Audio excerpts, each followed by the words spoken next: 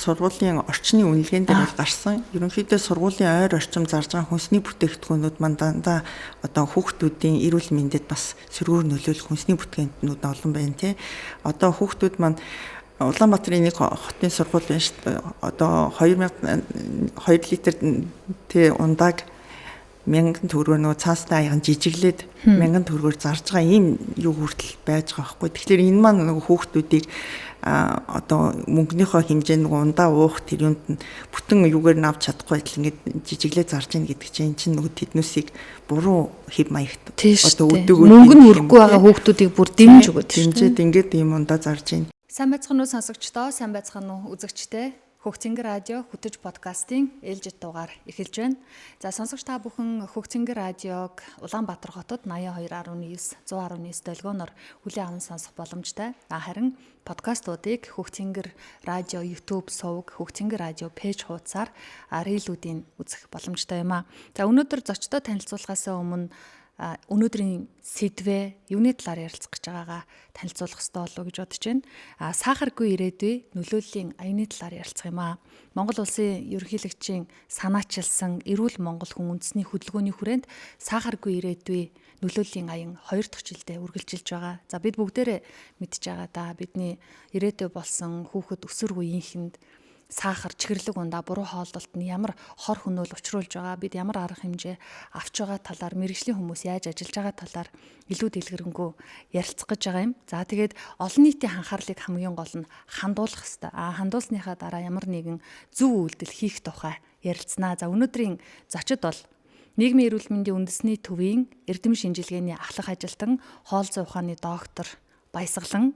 За мөн анагаахын шинжилгээ ухааны үндэсний их сургуулийн нийгмийн эрүүл мэндийн сургуулийн шим тэжээл судлалын тэнхимийн багш Туул нартай ярилцах гэж байна. Сайн байцгаана уу? Энэ өдрийн мэнд хүргэе. Сайн байна уу? Өдрийн мэнд хүргэе. За баярлалаа.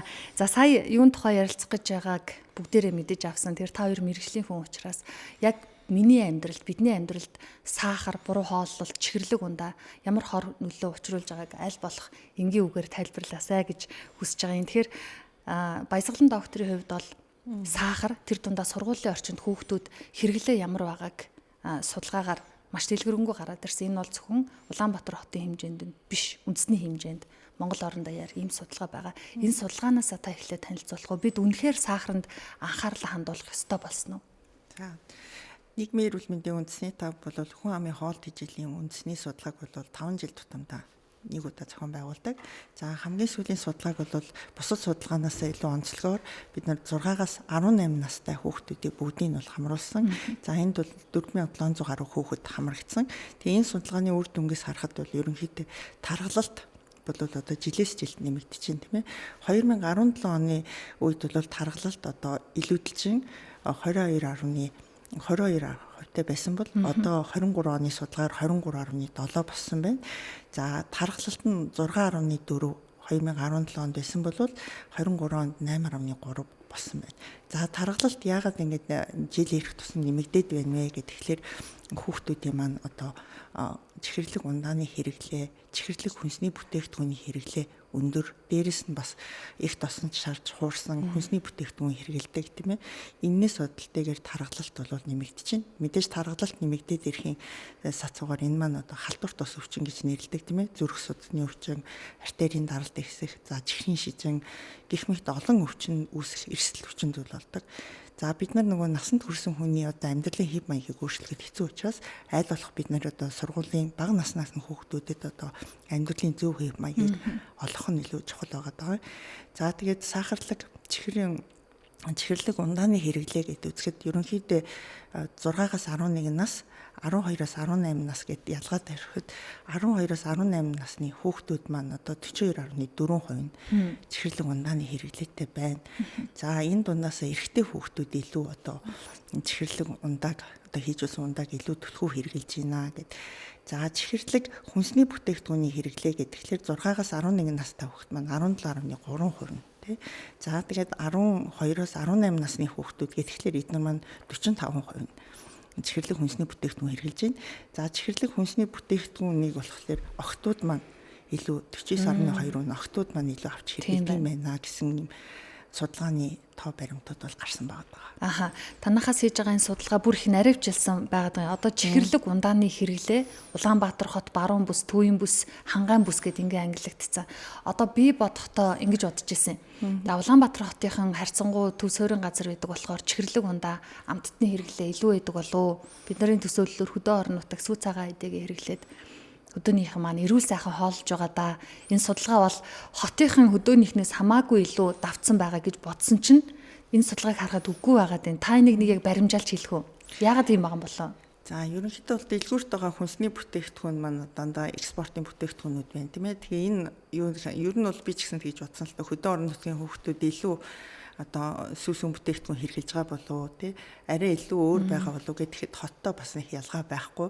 Ялангуяа одоо энэ чихэрлэг хүнсний хэрэглэн дээр болохоор төвийн бүс нь одоо төвийн бүсийн хүүхдүүд бас харьцангуй илүү хэрэглэж байна. Эдийн засгийн дөрвөн бүсийн маань судалгаа маань явагдсан тийм ээ.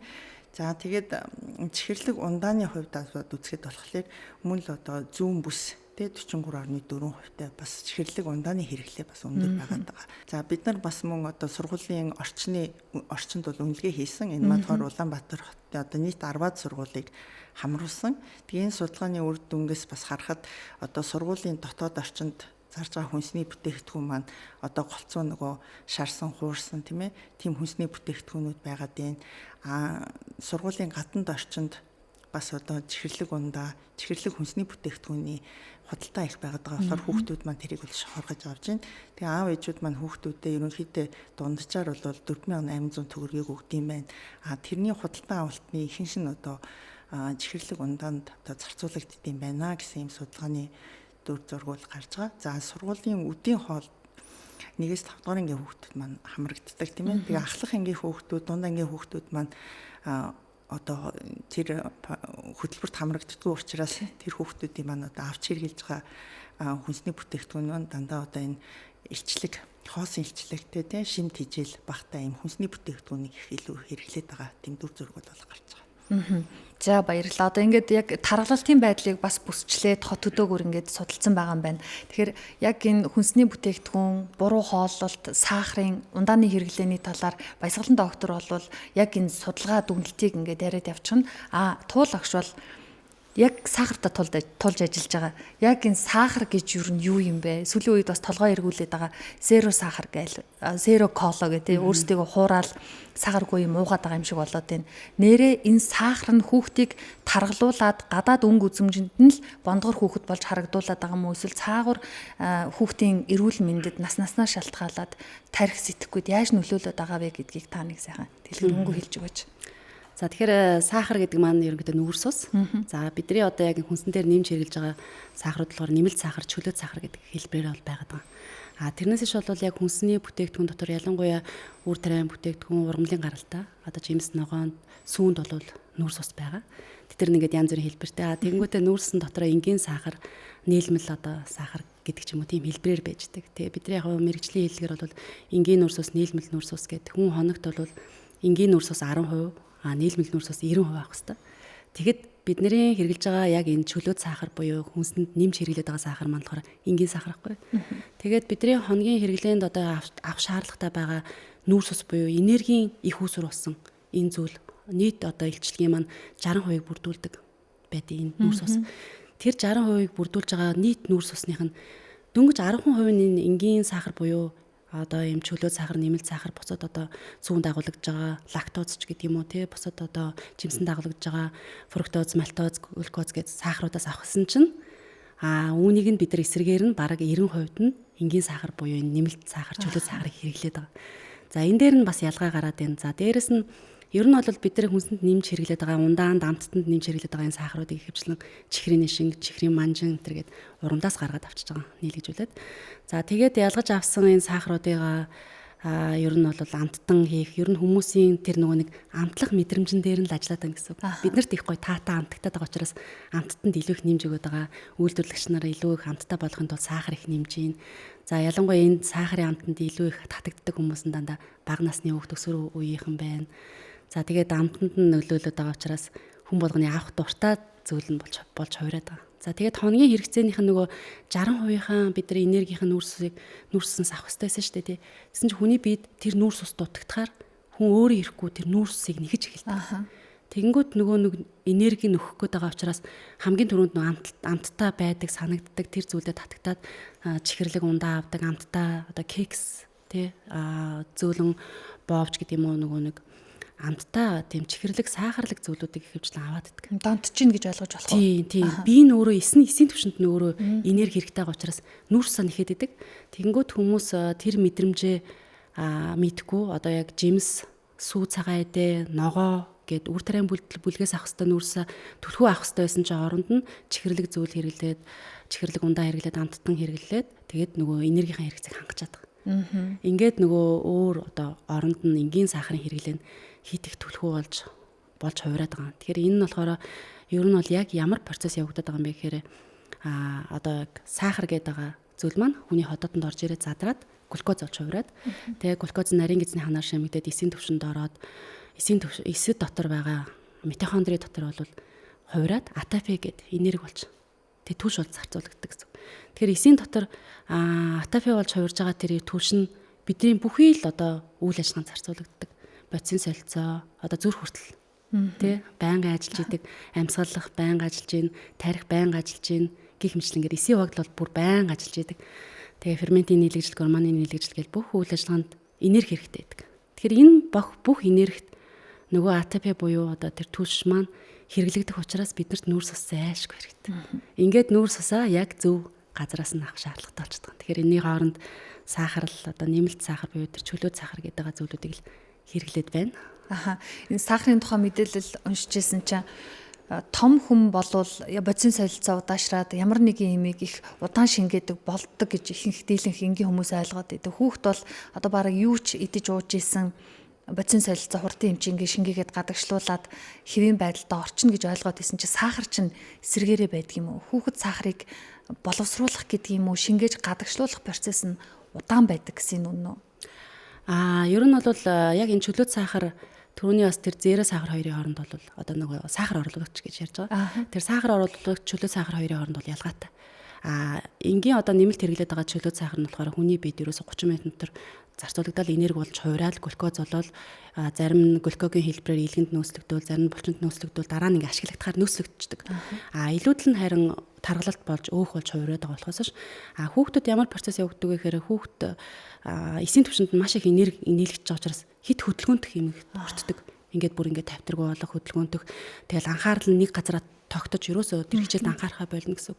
Сахар нь илүүдэд энерги нь илүүдчихлээ шүү дээ тий. Тэгэхээр ингээд нөгөө нэг юу гэдэг анхаарал төвлөрөхгүй болох хичээлдээ муудах өөр зүйл сатаарах гэдэг юм уу эсвэл сахилгуутах энэ процессын үр дүнд яадаг вэ гэхээр 30 минутын дараа хит их хөдөлгөөнт хиймгэг болсныхаа дараа нөгөө сусан дох сахарын түвшин гинт унж эхэлнэ. Гинт ингээд унж эхлэхээр эргээгээд нөгөө хүүхэд маань ахаад нөгөө тэр идэвхтэй байдал руугаа одоо донтох ч гэдэг юм уу тий ахаад нөгөө сахараа нэхэж эхлэх тий ахаад нөгөө гоё мэдрэмж авахын тулд сахартай ундаага аав ээжээсээ нэхэж ч гэдэг юм уу тэгснэ бас эсрэгээр нь бас цусан дох одоо нөгөө нэг хэвийн одоо pH-та цусны урсгалын хурд гэдэг байгаа байхгүй.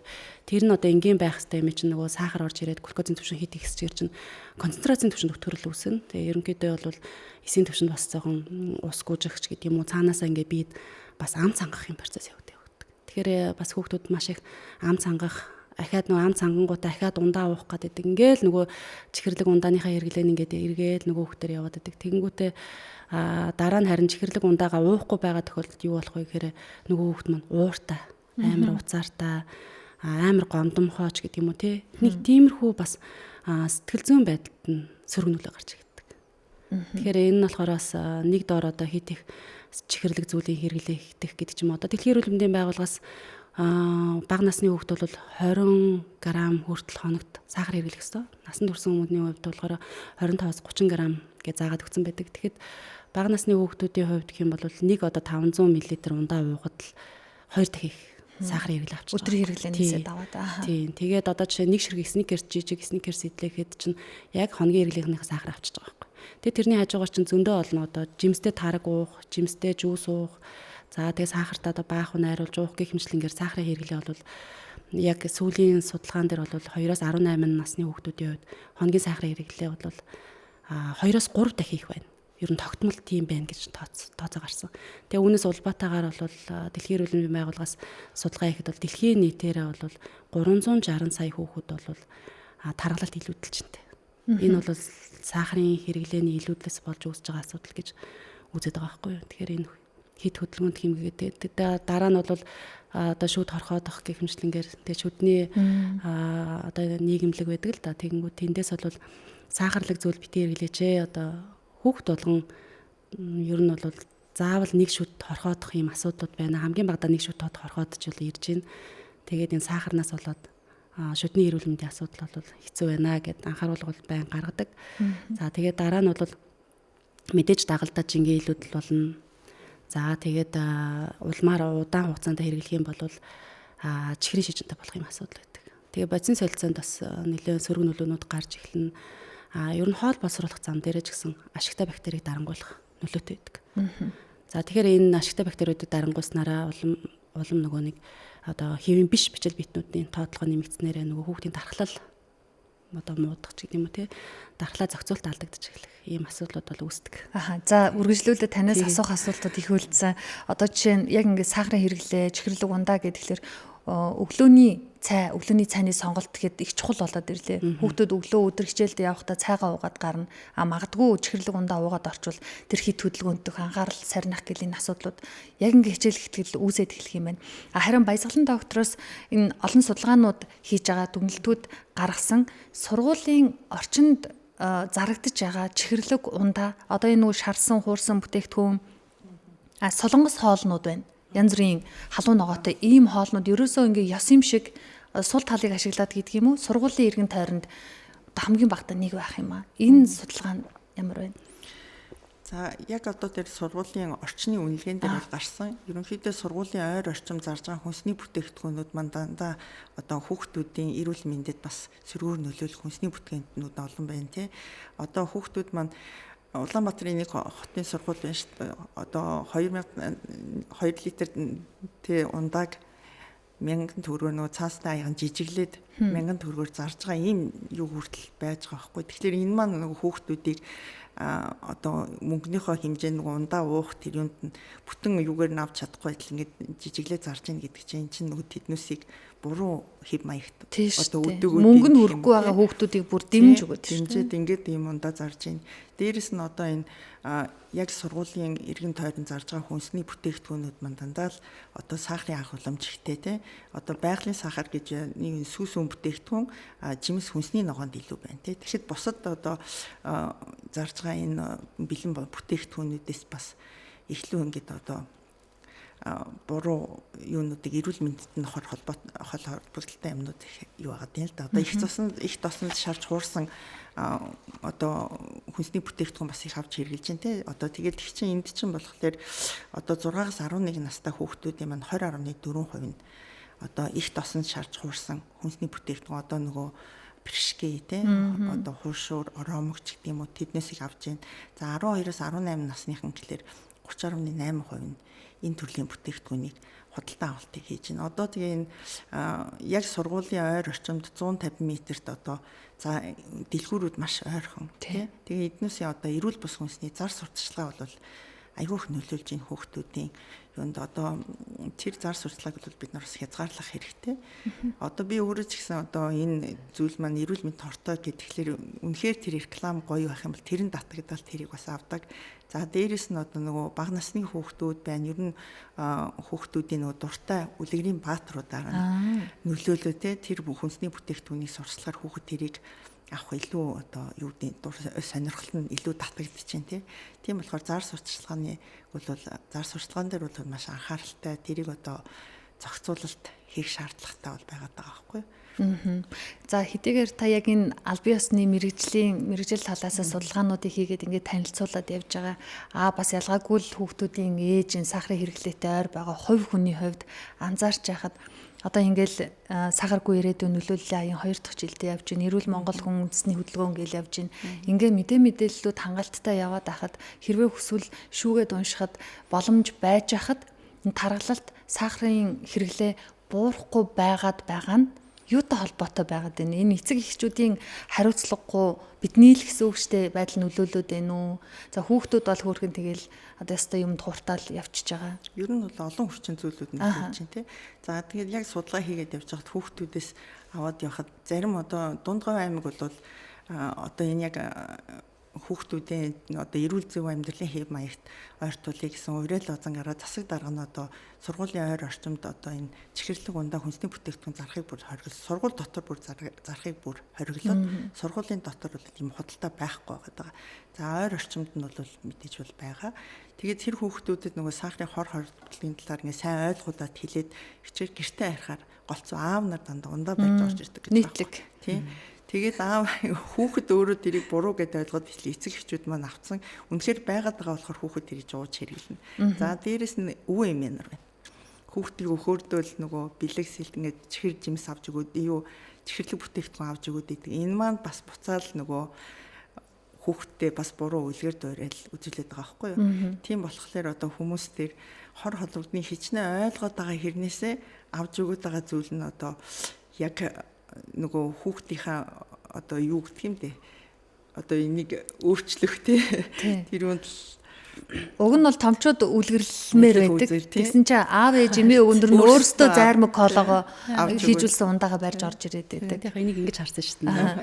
Хүүхдүүд нь ингээд баярлахаар ээж аав нар наад жаргалтай болдог. Яг тэр мэдрэмжэндээ байдгийн болов баг хүүхдүүд миний өвөө дуртай юм аав гэнгүүт дандаа амттай авдаг шүү дээ. Тэнгүүд нээж нар баярлал аав гэл ингэдэг. Бас энэ бас нөлөөлж иж магадгүй л. Тэгээ нөгөө хүүхдүүд нь рекламны нөгөө гол дүрийн бааtruуд та зурагтай юмнуудыг сонгож аваад идэг шүү дээ. Тэр реклам зар сурталчилгаа болтой. За нэгэнд баярлуу арсан. Одоо ястаа хүүхдүүдэд баярлуулах цаг ойртож байна. Сүүлийн үед ээж аавд ном үгүй, хувцас сунар үгүй, сургалтанд явуулъя, хөгжүүлье гэдэг ийм сайн тал маш их ажиглагдчихж байгаа. Гэхдээ л бас хөөрхий хүүхдэл болсон хойно ууттай бэлэг бариад орохгүй болвол хүүхдүүдэд баярлуулаагүй юм шиг мэдрэмж аав ээж нь аваад хүүхдүүд нь ч хөөрхий бүлтгэнэдж байх шиг харагдаад идэв. Энэ нэг ууттай бэлгэнд хичнээн одоо сахар ямархуу одоо нэг ууттай бэлэг хэдэн сарын хэрэглээч гэдэг юм уу ингэж энгийн тайлбарлах арга байна уу? Гэхдээ нэг хүүхдэд бол яг үнэндээ нэг уут бэлэг ирдгүү шүү дээ. Энэ нөгөө эмээ өвөөгөөс нь ирсэн, энэ нөгөө эмээ өвөө, энэ ахынх нь, энэ дүүгийнх нь гэд хичнээнч бэлэг ирдэг билээ дээ тий. Энэ бол бас жоохон хэцүү л. Тэгэл нөгөө нэг жилд нэг л удаа юм чинь. Шинэ жилээр нэг удаа баярлж гин. Хүүхдийн баяраар нэг л удаа баярлж гин. Хүүхд баярлагтай гэдэг асуудал байдаг байхгүй. Тэгэхээр энэ бас жоохон анхаарах асуудал болоод байгаа. Яг тэгвэл нэг уутан доторх бэлэг одоо жишээ нь уут дөрөв ямар ч өөр ном илүү дотор тоглоом байхгүйгээр дан амттан байгаад ундаа байгаад эрзэн чихэр байсан ууттай бэлгийг яг сахаруудыг хэмжиж үзье. Тэгэхэд бол нэг 350 г хүртэл сахар хэмжигдэж байгаа байхгүй. За багаар ботход нэг 120 г. Тэгэхээр нэг хүүхэд бэлгээ задлаад авлаад жижигтэр бэлгээ задлаад идэхэд бол хүүхэд өдөртөө баг нэг бэлгээ идчихэд идэг. Тэр чахахгүй бол тэгдэг. Аав ээж нь аваад далтыгээд наашин далтыгээд нэг 7-оос 14 хоног хуваагаад идвэл бас гайгүй. Тэгэхгүй хүүхдүүд чинь нөгөө нэг ерөөсө дорн л баярлаад ерөөсө за ганцудаа юм чи гэдлээ. Тий. Тэгэхээр энэ ганцудаа гэдэг асуудал ч өөрөө их эрсдэлтэй. Хүүхэд хит амттай зүйл татагдах. Ахаал тэр амтай байн их ийм эрсдлүүд үүсчихэд яг л түрүүний нөгөө болсон эрүүл мэндийн бас нөгөө богино хугацааны сөрөг нөлөөнүүд гарч эхэлдэг учраас айл болох тэр амттанг нэг дор идүүлэхгүй байвал зүгээр байна. Тий. Тэгэл жоохон бэлгэнийхэнд бүтцийн жоохон өөрчлөл зүгээр ч юм уу. Одоо ялангуяа эрүүл мэндийн гэсэн одоо биднэрт хэрэгтэй байдаг сүү цагаан эдний бүлгийн авах гэхээр нэг сав баглаа бодлоос нь ахуулаад хүүхдийн сонирхлыг татахаар байдаггүй байхгүй юу. Тэгээд нэг жоохон царамаатай гэд хэлчихэд бас арай л болохгүй. Нэг энгийн л байгаад байдаг шүү дээ. Сүү тарг гэнтэр нь. Тэгсэн чинь нөгөө яг эсрэгээр нь хит боловсруулсан хүмүүс тэгээд нөгөө чихэртэй эрзэн чихэр нөгөө ундаа мундаа нэг гой үлгэрийн бааtruудтай дуртай бааtruудын зурагтай болохоор яг жарахгүй тэрийг нь бэлгэнд нийжж өнгөлөг болж байгаа. Нөгөө өндгөн чихлад мэхлад нь дин заавар минь заавартай гэд.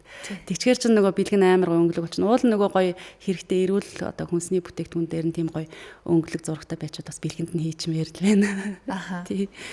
Сая таны авчирсан материал дээрээс харсан. Бид нар чи хүүхдүүдтэй хийжүүлсэн ундаа өгөхгүй хайрлаж байгаа ингээд жүүсийн нав л гэдэг. Тэгсэн чинь хийжүүлсэн 500 г ундаанд агуулгадж байгаа сахар бидний сайн гэдэг өгöd байгаа жүүсэнд агуулгадж байгаа сахар хоёрын хооронд баг ялгаа байхгүй байв да. Багахан л ялгаа харагдах ш болох юм. Тий, хүмүүс болохоор за газ давндаа дэмээ сахар ихтэй жүүс авчий гэж бодоод аваад идэг штэ. Тэгэхэд бол яг дотор нь агуулгаж байгаа сахарын хэмжээ яг адилхан байгаад идэг. Одоо жишээ нь 500 г Coca-Cola-нд 55 г сахар гэдэг бол жүүсэнд бас адилхан 55 г. Ингээ яг адилхан сахар хэмжээнүүд яг адилхан байдаг. Тэгээ яг нөгөө заримдаа ингээ жүүсийг уухаар нэг илүү чихэрлэг юм шиг амтагтаал Coca-Cola-г уухаар арай сахар багтаа юм шиг амтагтаад идэв шүү дээ. Тэр нь болохоор Coca-Cola-нд нэмсэн тэр фосфор болон Coca-Cola-ны навчнаас ялгаж авсан янз бүрийн найралгууд, кофеин гэдэг зүйлүүдтэй хамааралтайгаар дээрэс нь хүүтнэр нуудагтай хамааралтайгаар сахарын нагаламж нь айгүй бага амтагддаг. Айгүй бага мэдрэгддэг. Тэгээ тасалгаанд тэрвээ ил байлгаад тэг газыг гаргаж агаад одоо тэр газ нас тэгж бууруулад байгаа байхгүй. Тэгээ газыг гаргаад бүлээн болгоод тэр колог уухаар айгүй мухад чихэртэй байдаг шүү дээ. Тийм л байх уу. Тийм. Тэгээ энэ дээр нь бол бас харьцуулсан судалгаануудад бол хийдэг. Жүүс тэгээд ялангуяа тийм чихэртэй тарагч гэсэн ялгаагүй. Ер нь бол сахарын халамж айгүй өндөр. Ер нь ижтгэндөө л үр дүн харуулна да. Өөх сая таны хэлж байгаагаар нэг ууд хүүхдийн бэлгэн дотор ойролцоогоор зөвхөн сахар харан шигшээд авах юм бол 350 г сахар гэсэн чинь амар нь шүү дээ. Одоо сахар нэг килийн сахар ямар идэв хэлээ те. Бас хөөхөн бараатай те. 500 г-аар савлцсан сахарнууд байдаг. Тэрийг одоо урд нь тавиад халбагдаад идэгвэл том жижиггүй идэж чадахгүй хувиргаа тавьчихаар ингээд амтанд нь болоод идэв дээ. Ингээд хэлэхээр л бас юу хүүхдүүдтэй авч өгж баярлуулж байгаа вэ гэдг нь шууд л буугаад ирж байгаа юм байна. Тийм байна. За баясгалан доктор сүүлийн үед яг анхаарах шаардлагатай, хэлэх ёстой судалгаанууд үр дүн юу вэ? Одоо сургуулийн эргэн тойронд судалгаа хийсэн хүүхдүүдийн тархалт байна. Илүүдэлжин гацтай одоо хижүүлсэн ундаанаас гадна яг энэ хоол хүнстэй холбоотой. За ерөнхийдөө хоол тэжээлийн судалгаар ерөнхий хүүхдийн одоо өсөлт тоцролт тийм ээ.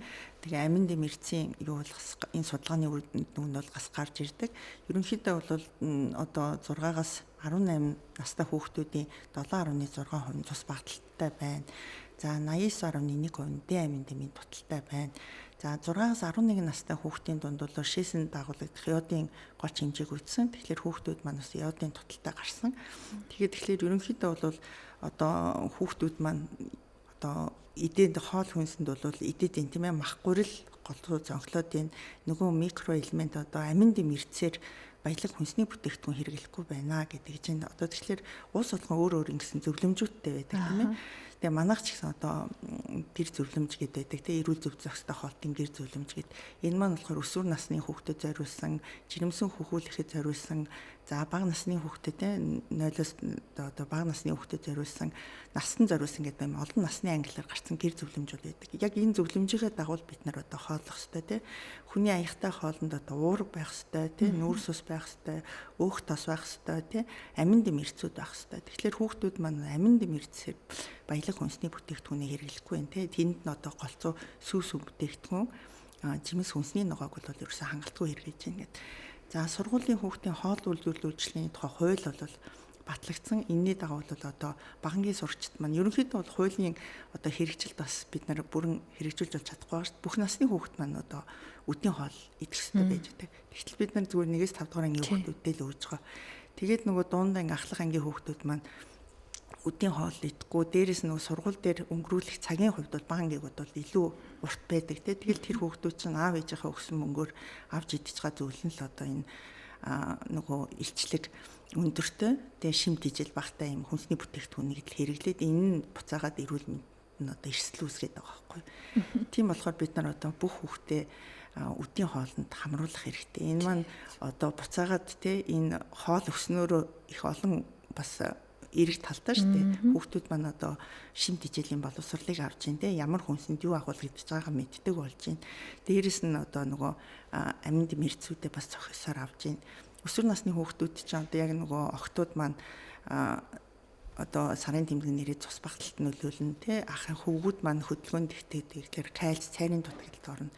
Тийм болохоор энийг бид нар одоо хүнсний бүтээгдэхүүнээр нөхөж өгөх хэрэгтэй байгаа байхгүй. Тийм болохоор хуулийн хэрэгжилтэд хангаж ажиллах хэрэгтэй. Бож өгвөл одоо 1-ээс 12 дугаар ангийн хүүхдүүдэд бүгдийн өдний хоолнд хамруулах шаардлагатай байна. Дээрээс нь одоо сургуулийн ойр орчимд ялангуяа сургууль дотор энэ эрүүл бус хүнсний хэрэглээг бол хориод худалдаа мохлохыг ажилуулахгүй байх шаардлагатай. тий тантай буруу яг санал нийлж байна. Хүүхдүүд багангийн хүүхд маань бол өдөрт хоолоо идчихэж өөрхөн хоол иддэг гэл ирээл ярьдаг. Дунд анги болоод ирэхээр хоол байхгүй. Завсралгааны 5-10 минутанд сургууль дотор цайны газар хоол байхгүй юм чинь. Ерөөсө хашааных нь гадаа юм ухлаг байж идэг. Тэр хооронд амжиж гин гэдэг чинь ямар ойрхон байгаа вэ гэдэг чинь яг харагдаад байгаа байхгүй. Тэгэхээр танаа яг нийгмийн эрүүл мэндийн үндэсний төвөөс ийм олон судалгаануудыг явуулаад тех шаардлагатай, ингэх шаардлагатай гэдэг дүнгууд гараад ирж штэ. Энийг холбогдох газар нь хэр хөргүүлдэг вэ? Ажлын ийм уялдаа холбоо яаж авдаг бол эцэг эхчүүд хараад л байдаг. Дүгнэлт гаргаад л байдаг. За бид нар судалгаараа нотлохыг бий болгоод тэгээ нотлохон дээрээ үндэслээд одоо энийг шийдвэр гаргагчдад тоо баримтуудаа хөргүүлээд тэгээ бодлогын бичиг баримтыг бол гаргадаг. За 2017 оны судалгаагаар ерөнхийдөө одоо хүүхдүүд ер нь хүн амын дунд маань одоо амин дэмэрцийн тотал өндөр байна гэд.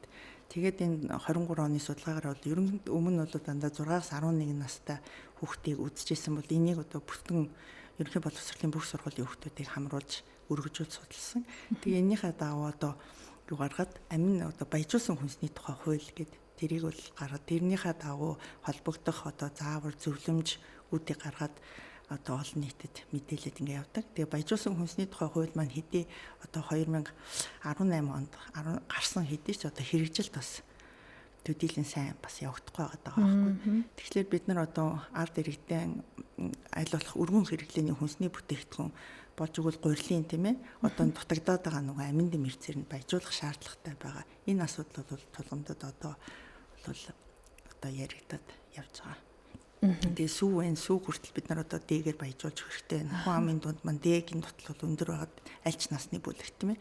Тэгээд дээрэс нь бид нар ч нөгөө далайн гарцтай уус биш болохоор дээг агуулсан хүнсний бүтээгдэхүүн хомс учраас одоо сүү аль болох өргөн хэрэглээг нь баяжуулж өгөх нь айгүй зөв зүйтэй арга. Би танаас яг үргэлжлүүлээд тодруулъя. Хийж үлсэн ундаа, чихэрлэг ундааг хорих нь хязгаарлах нь мэдээж ойлгомжтой. Энэ үүнийг орлуулсан шингэн хүнсний бүтээгдэхүүн ингээд оронд нь орж ирж штэ. Одоо хүүхдүүдэд сүүлийн үед бол Улаанбаатар хотынхан хөдөөний орон нутгийг сайн мэдэхгүй л байна л да. Ерөөсө цай чанж ууж байгаа айл их ордцсон. Тэгэл буцалсан ус, цэвэр ус, буцалсан ус, боллонтой ус, нөл шүүсэн ус ч гэдэг юм ингээд уугаад байдаг. Энэ яг ийм усны хэрэглээ хүүхдүүдэд өдөр тутамд те хэр байдаг юм бол юугаар орлуулж болох вэ? Бас нэг сүүний тухайныг ойлголт буруу зүүн мэдэгдэхгүй яваад ах юм. Бага насны хүүхдүүдэд сүүсэн бүтээгдэхүүн хэрэглүүлэх буруу ходоод гидсний үйл ажиллагаанд яадаг ч гинөө энэ ямар учиртай юм болоо? Сургуулийн орчинд одоо сургууль болгон ус нөгөө нэг цэвэршүүлэх төхөөрөмжүүл тавьсан. Ерөнхийдөө бол хүүхдүүд маань усыг бол бага ууж байна гэд. Одоо өөр нэг судалгаагаар гарсан байдаг. Өсвөр үеийн хүүхдүүдийн эрсдэл хүчин зүйлийн судалгаа гэдэг. Тэрэн дээр 85% шахуу одоо ус шингэн зүйлийг хэрэглэхгүй байна. Хүүхдүүд маань ууж хэрэглэхгүй байна гэсэн ийм судалгааны үр дүн бас гарсан байдаг. Тэгээ энэний дагуу бол одоо холбогдох байгууллагатайгаа хамтран ажиллаад сургууль ерөнхий боловсролын сургууль болгон одоо цэвэршүүлэх усны төхөөрөмжүүл тавиад хүүхдүүдийг аль болох усны савтайгаа явуулсуу гэсэн ийм одоо хөдөлгөөн бол бас өрнөд бас доктортой хэрэглээд бас эхэлж байна. Тэгэхээр сургуулийн үдийн хооронд одоо хүүхдүүдэд сүү өгч эхлэе. Бид нар болохоор одоо хүүхдүүдийн маань одоо өндөр тий одоо өсөлт тоцролттой байна. Тийм учраас одоо сүүг бас өгч эхлэе. Хөдөө орон нутагт одоо ер нь сүүсэн бүтээгдэхүүний хэрэглээгээ хараад үзэхэд хөдөөч байх хот ч сүүсэн бүтээгдэхүүн огт сүү уудаггүй хавж. Хөдөөний хүүхдүүд өөр хангаа одоо сүүлд хийсэн Жайкон олон улсын байгууллагаар дунд говийн 2 сургууль, өөр хангаа 2 сургууль гэдэг хотын 2 сургууль гэдэг ингээд 6 сургуулийг сонгож аваад энэ хүүхдүүдийн одоо хоол үйлдвэрлэл үйлчилгээнд сайжруулах тий зохицоор нь хийсэн юм төсөл ажил явагдсан байхгүй. Тэгээ энэ судалгааны үр дүнд яваад чинь хүүхдүүдийн маань бас нөгөө сүү өгөх хэрэгтэй байна гэд. Тийм судалгааны үр дүнээр сүүсэн бүтээгдэхүүн огт хэрэглэдэг. Бүр одоо Өвөр хангай аймгийн хүүхдүүд огт өрхийн сүүний хэрэглээч байхгүй өөрсдөө бас нөгөө юу яаж сургууль дээр нь ч сүүгдэггүй ийм юу байгаа байхгүй. Тэгэхээр одоо сүү хөтөлбөрийг хэрэгжүүлэх бүх одоо өдийн хоолндоо сүү өгөх хэрэгтэй байна гэсэн юу одоо сүү хөтөлбөр бол одоо хэрэгжээд дөнгөж эхлээд л явж байна л да. Хөдөө орон нутагт байгаа бол сүү тарагч ерөөсө бэлэн байж идэг гэсэн ойлголт бас буруу байх нь биш. Тийм байна. Яг нийтээр албачиж масаар нөхгүй хүүхдүүдийн асуумж судалгааг авахтаа нөгөө шоу карт гэдэг үзүүлэх одоо боддоор үзүүлэх юм юу байдаг байхгүй. Тэгээ тэрэн дээр нэг ээзгийн юу аваа явцсан байсан. Энэ юу вэ гэж хөдөөний хүүхд асууж байгаа юм чи. Тийм чи ээзгээ ихлээр хүүхэд бүр мэдгүй, өөр хангаа хүүхэд ээзгээ гэдгийг мэдгүй өсөж. Тэгэхээр бид нар яаж энэ Монгол ахуйгаасаа хол явж ийн уламжлалаа яагаад энэсээ их хол байгаад байгаа нь яг ийм зүйлүүдээс бас харагдаад байгаа. Тийм байна. Яг энийг ингэж ажил олгож, судалгаа гаргаж дүнэлт гаргаагүй бол бид нар энэ буруу ойлголттойгоо үргэлжлүүлээд байгаад байх нь шүү дээ. Тийм байна. За, одоо туул огшоос сахарын хэрэглээ, чихэрлэг хэрэглээ хитрээд хүүхэд таргалалтанд өртөн. Ингээд одоо томчуудыг харж байхад чихрийн шижинтэй, сахартай гэсэн хүмүүсийг сонсоод бараг гайхааргүй хэмжээнд хүрчлээ. Харин хүүхдүүдийн хувьд хүүхэд болон чихрийн шижин хэр уялдаатай байдгийн бол одоо тэгэл ходоод нь хүүхд ингээд сунцсан байна. Энэ насны хүүхэд ингэх ёсгүй гэж мэрсэр эмчнэр мэдээлэл гаргаад тавиал байдаг. Энэ харин ямар вэ? Бид нар ерөнхийдөө бас хүнсний бас их гоё одоо хангалт сайтай, маш гоё сонголттой, өргөн сонголттой болсон байна. Хүссэн хүнсээ чөлөөтэй хөдлөж авдаг ч гэдэг юм одоо хангалттай их идээд байгаа байхгүй юу? Бас хэтрүүлээд байна. Ер нь бол хүн амьдрахын тулд идэх ёстой. Яг өөрийнхөө яг хэрэгцээ түрүүн гэр зөвлөмжгээ ярьсан шүү дээ. Яг гэр зөвлөмжийн дагуу яг Монгол улсын хүмүүс тохируулсан. Тэр гэр зөвлөмж яг ингээд нөгөө нэг суур хэсгээр нь бол хамгийн доотлолт нь үр тариан бүлэг. Тэн дээр нь будаа, гурил, боорцог, талах, төмс, тэгээд бурц дурмлууд гэд ингээд яг суур хэсэгт байгаа байхгүй юу? Үрнүүд. Тэгэхээр энэ хэсгийг нь бол түлхүү ирлэн. За грамаар баримжаалах юм бол нэг 500 г гэж ойлгож байна. За дараа нь дээдлэлт нь болохоор яг хүнсний ногоо, жимс нь нийлээд дараагийн бүлгийг бүрдүүлдэг. Гэхдээ хүнсний ногоо нь бол 250 г, жимс нь 200 г. Тэрний дээр сүүс сүм бүтээгдэхүүн гэдэг. Энийг грамаар нь харьцуулах юм бол 350 г. Гэт үр тариан бүлгийн дараа хэрэглэх их хэмжээтэй хэрэглэх бүлэг бол сүүс сүм бүтээгдэхүүн байхгүй. Тэгэхээр энэ үндсэн 4 бүлгийн яг дээдлэлт нь арай жоохон бага тохируулж хэрэглэнэ гэд махан бүтээгдэхүүн байгаа. Тэгэхээр махан бүтээгдэхүүн дээр өндөг орж байгаа дөв бүү орж байна. Тэгэхээр энэ бүтээгдэхүүнүүдийг бол нэг 200 г орчим. За тэгээд тэрний дээдлэлт нь бол тос 33 г, сахар 33 г гэж байдаг байхгүй. Тэгээд хамгийн орой дээр нь гэрийн орой дээр нөгөө нэг хязгаартай хэрэглэн гэдэг нэг жижигхэн улаанаар ингээд хориглон гэсэн үг байхгүй. Хязгаартай хэрэглэн гэдэг маш бага. Тэгээ энэ дотор болохоор сахарлаг, чихэрлэг зүйлүүд орно. Дээрээс нь хит боловсруулсан хүнсний бүтээгдэхүүн ордог. Тэгээд энэ хит боловсруулсан хүнсний бүтээгдэхүүн гэдэг бүлэг маань өөрөө сүүлийн судалгаан дээрээс аваад үзэхэд өсвөр үеийнхэн оюутнууд ажил хийж байгаа хүмүүсийн хувьд яг үндсэн нөгөө нэг сүү сүм бүтээгдэхүүн ногоо, жимс гэдэг тэр бүлгийнхаа оронд хит боловсруулсан хүнсийг бүр яг хэрэглэдэг. Тэгээд үр тариан бүтээгдэхүүн хэрэглэн бол байж байна. Тэгээ яг тэр нөгөө сүү цагаад энэ бүр огт байхгүй, ногоо нь бараг байхгүй, жимс бүр байхгүй гэмжлэнгээр оронд нь нөгөө хит боловсруулсан хүнсний бүлэг нь ороод ирсэн баг жишээ нь. Ингээд хоолт маань өөр хэлбэртэй болдсон байна. Хүмүүс идэхдээ бас хэтрүүлж хэрэглэж байна. Одоо ялангуяа хүний хоол боловсруулах эрхтэн тогтолцоо чинь одоо ходоод бол 100% доотлыг хатгсан гарны хэмжээтэй л энгийн үедээ. Хоол идэхэд бол 2-3 дахин сунна. Хүүхдийн хувьд гэх юм бол хүүхдийн гар чинь бүр жижиг байдаг шүү дээ. Яг хүүхдийн гарныхаа хэмжээтэй л ходоод нь байж байгаа. Тэгээд тэрнээсээ 2-3 дахин сунна хоол идэхэд. Тэгэхэд ээж аав нар түргэн хоолнд орохоор яадаг вүлээ. Хүүхдүүд нь ээж авдагыг адилхан их хэмжээтэй. Нөгөө том аягатай газ давндаг бүр яг адилхан ээж авдагыг адилхан уудаг. Инхээр хотод сунах асуудал үүсэж байгаа байхгүй. Тэгээ эргээд агших асуудал нь жоохон хэцүү. Дээрэс нь нойр булчирхааны хувьд гэх юм бол хит их ачаал авчиж байгаа нөгөө нэг. Инсулин нийлжүүлж одоо сахарын илүүдэл тэр глюкозуудаа задлах гад. Тэгэнгүүт тэр нойр булчирхааны хит ачаал аваад ингээд удаан хугацаанд явах юм бол хүүхдүүдийн хувьд ч хүртэл сахартай болох юм асуудал, чихрийн шижинтэй болох асуудал үүсчдэг байхгүй. Тэгээ энээсээ гадна одоо өсвөр үеийн хүүхдүүдийн дунд 10 жилийн хүүхдүүдийн дунд гэсэн үг шүү дээ. Чихрийн шижинтэй болж гин. За анхан шатанд нээж аав нар яаж таних вэ гэх юм бол тэр хүүхд ойрхон аман цангаад байна уу? Баян чихэрлэг зүйл идэх гээд нэхэд байна уу гэдгийг анзаарах хэрэгтэй. Тэгэл их анхан шатны шинж тэмдэг нь бол илэрнэ. За тэгээд дараа нь юу болох вэ гэхээр тархины үйл ажиллагаанд хүрч сөргнөлөө гарч ирнэ. Ер нь нас ахих тусмаа л одоо эрүүл мэндэд нь сөргнөлөөнүүд аажмаар гараад эхэлнэ. За таргалалт бол заримдаа тархан биш мөртлөө сахартай байж байгаа байхгүй. Тархан биш мөртлөө тийм тохиолдлууд бол байна. Яг гэвэл цусны дах сахар нь дандаа өндөр байгаад байна. Нөгөө бусад хүнсний бүлгээ авахгүй юм чинь. Дандаа энгийн сахараараа хоолсоор байгаад.